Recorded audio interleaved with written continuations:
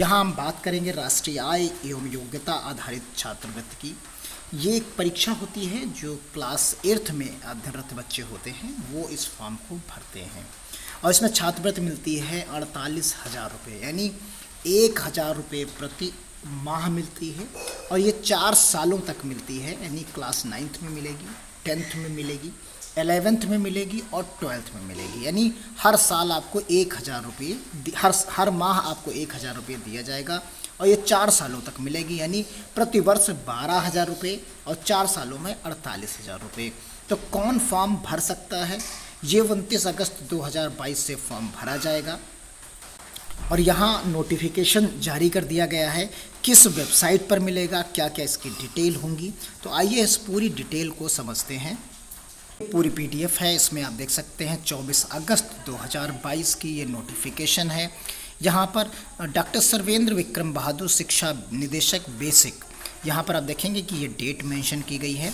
इसमें कहा गया है कि आप सभी को अवगत कराना है कि राष्ट्रीय आय एवं योग्यता आधारित छात्रवृत्ति योजना 2023-24 के लिए यहाँ पर परीक्षा हेतु ऑनलाइन आवेदन लिए जाएंगे, जो कि आपके दिनांक 29 अगस्त 2022 से प्रारंभ होंगे और इसकी अंतिम तिथि 24 सितंबर 2022 रहेंगे। ये ऑनलाइन आवेदन करने तथा परीक्षा के संबंध में विस्तृत जानकारी आपको इस पर्टिकुलर वेबसाइट पर मिलेगी, यानी तो यहाँ पर आप देखेंगे कि ये पूरी की पूरी यहाँ पर विस्तृत जानकारी आपको इसमें काफ़ी हद तक दी गई है। तो इसमें राष्ट्रीय आय योग्यता आधारित छात्रवृत्ति योजना जो होती है ये 23-24 सत्र के लिए होगी, क्योंकि इस सत्र में 22-23 में आप समझें, अगर मैं आपको समझाने की कोशिश करता हूँ तो आप, क्योंकि कक्षा जो क्लास 8th है स्टूडेंट का, क्लास 8th में सत्र होगा उसका 2022-23, तो यानी जब इस 22 और 23 सत्र में वो परीक्षा देगा और 23 और 24 में उसे 9th क्लास में एडमिशन मिलेगा, तब उसे प्रति माह 1,000 रुपये मिलना शुरू हो जाएगा अगर वो इस परीक्षा को क्वालिफाई करता है। तो यहाँ पर देखिए कहा गया कि राष्ट्रीय आय योग्यता आधारित छात्रवृत्ति की जो परीक्षा होनी है वो होगी 6 नवंबर 2022 को, जनपद में होगी, जनपद स्तर पर होगी। ये सुबह 8 बजे से 11 बजे होगी। चुनौतीग्रस्त श्रेणी के अभ्यर्थियों के लिए प्रातः 8 बजे से दोपहर 12 बजे तक होगी। तो यानी ये आपके डिस्ट्रिक्ट लेवल पर होगी, यानी जो डिस्ट्रिक्ट का हेडक्वार्टर होता है वहाँ पर ये परीक्षा आयोजित कराई जाएगी, जो कि 8 बजे से 11 बजे तक होगी। कब होगी? 6 नवंबर को होगी। निर्धारित परीक्षा केंद्रों पर आयोजित कराई जाएगी। राष्ट्रीय आयोग जो अहर्ता है, यानी कौन कौन से लोग फॉर्म भर सकते हैं उसकी डिटेल समझ लीजिए। देखिए यहाँ बताया गया कि बच्चा जो है 21-22 सत्र में 2021 और 22 में जो है 7वीं कक्षा में उसने 55% परीक्षा मतलब अंक प्राप्त किए हों, यानी 55% से कम अंक उसने प्राप्त ना किए हों। तो ये क्लियर हो गया। उसके बाद छात्र छात्राएं ऐसी जो 2022 से, यानी जो मौजूदा सत्र चल रहा है, इस सत्र में राजकीय अशासकीय सहायता प्राप्त स्थानीय निकाय से जो है परिषदीय विद्यालयों में कक्षा 8 में अध्ययनरत हो।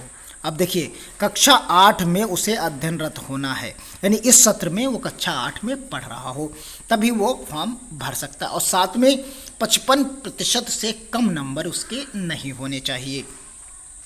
फिर उसके बाद यहाँ पर कहा ऐसे छात्र, तीसरी कंडीशन इसकी जो बनती है उसमें कहा गया कि जो अभिभावक की वार्षिक आय है वो 3.5 लाख रुपए से ज़्यादा नहीं होनी चाहिए, यानी जो उसकी वार्षिक आय का सर्टिफिकेट लगेगा वो 3.5 लाख से कम का होना चाहिए।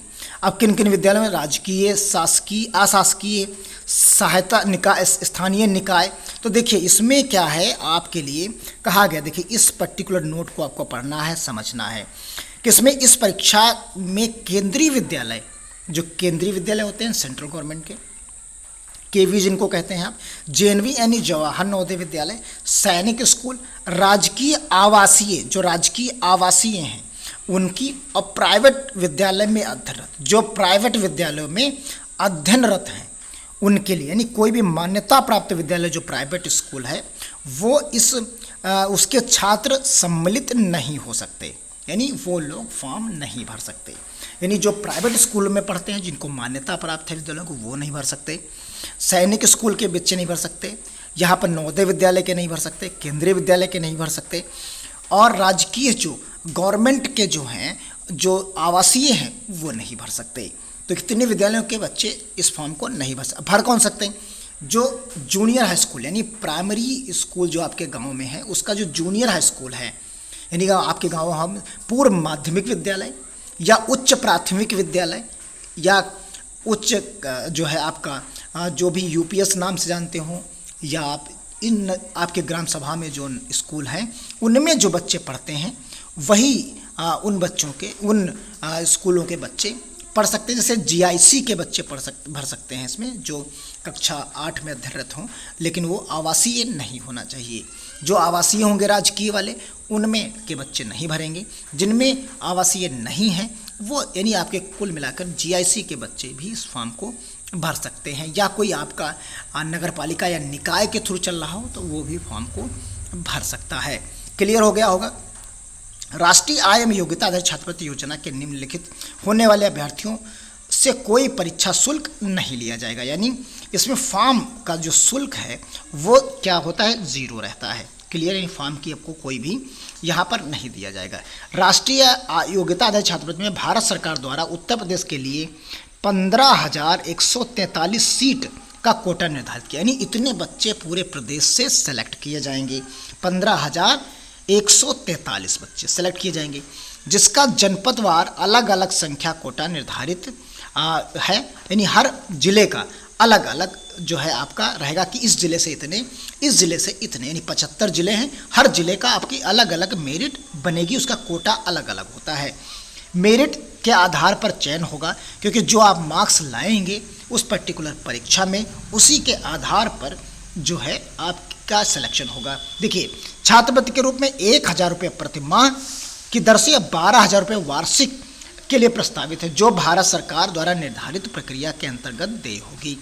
परीक्षा में सफल होने के पश्चात भारत सरकार शिक्षा मंत्रालय स्कूल शिक्षा साक्षरता विभाग नई दिल्ली द्वारा निर्धारित शर्तों के अधीन कक्षा 9-12 तक अध्ययनरत चयनित छात्राओं को छात्रवृत्ति देय होगी। शैक्षिक सत्र में व्यवधान होने पर यह छात्रवृत्ति देय नहीं होगी। तो क्लियर कट आप समझ गए। विगत वर्षों में ये अनुभव किया गया कि उक्त परीक्षा में जनपद हेतु निर्धारित कोटे के सापेक्ष कम संख्या में छात्राओं की प्रतिभागिता होती है, अतः इस अपेक्षा के साथ यहाँ पर कहा गया कि बाकी खंड शिक्षा अधिकारियों ARP बैठक आयोजित कर उन्हें इस छात्रवृत्ति की योजना के बारे में जानकारी दें और उन्हें निर्देशित करें कि वह अपने स्तर से नोटिस बोर्ड पर समाचार पत्रों के माध्यम से प्रचार प्रसार कराएं और उच्च प्राथमिक विद्यालयों में प्रधानाध्यापकों की बैठक कर उन्हें निर्देशित करें कि विद्यालय में छात्राओं को आवेदन पत्र भरवाना सुनिश्चित किया जाए। तो ये चीज़ें यहाँ पर क्लियर कट कही गई हैं। तो यानी कुछ मुख्य बातें रखनी है ध्यान आपको, जिसमें 29 तारीख से फॉर्म भरा जाएगा। कक्षा 8 में पढ़ने वाला बच्चा फॉर्म को भरेगा। ये इसका प्रारूप है, यहाँ पर आप देख सकते हैं। परीक्षा में प्रश्नों की संख्या जो आपकी रहेगी सामान्य मानसिक योग्यता परीक्षण, वो 90 प्रश्न होंगे, 90 मिनट मिलेंगे और 30 मिनट का अतिरिक्त उन्हें जो हैंडीकैप्ड हैं उनके लिए यहाँ 90 मिनट 90 सवाल, और उसके बाद यहाँ पर आपका 90 मिनट अनदर मिलेंगे, यानी डेढ़ घंटे यानी 3 घंटे का पेपर होगा। इसमें शैक्षिक अभिरुचि परीक्षण होगा और इसमें 35 प्रश्न आपके 90 में से विज्ञान से होंगे, 35 आपके सामाजिक विज्ञान से होंगे और 20 आपके गणित से होंगे, यानी 35, 70 और 20, 90 प्रश्न आपके टोटल यहाँ पर हो जाएंगे। तो क्लियर कट आप समझ रहे होंगे। ये 90 प्रश्न ये हो गए, यानी आपके 90 सवाल ये रहेंगे, आपके यहाँ पर 90 सवाल होंगे और फिर प्लस 90 ये होंगे। इस 90 का बंटवारा कर दिया गया है 3 भागों में। तो ये चीज़ें यहाँ पर आपने देखा। दोनों प्रश्न पत्र मिलाकर अनुसूचित जाति अनुसूचित जनजाति के लिए न्यूनतम 32% यानी 32 जो है प्रतिशत उसके नंबर लाने अनिवार्य होंगे और अन्य वर्गों के लिए 40% नंबर प्राप्त करना होगा। नेगेटिव मार्किंग नहीं है, यानी ऋणात्मक मार्किंग इसमें नहीं की जाती है। तो ये पूरी की पूरी प्रक्रिया है। अगर आपको ये वीडियो अच्छा लगा तो आप चैनल को सब्सक्राइब कर लीजिए। जैसे ही फॉर्म भरा जाएगा 29 तारीख से, तब हम आपको कैसे फॉर्म भरते हैं इस पर भी वीडियो प्रोवाइड कराएंगे। यानी आप पिछले साल के भी देख सकते हैं, हमने बाकायदा रिजल्ट आने तक का एक एक स्टेप में हमने सारी चीज़ें आपको प्रोवाइड कराई हैं। इसी तरीके से इस सत्र में भी हम आपको लगातार एक एक अपडेट देते रहेंगे। तो मिलते हैं अगली अपडेट के साथ, तब तक के लिए धन्यवाद। जय हिंद, जय भारत।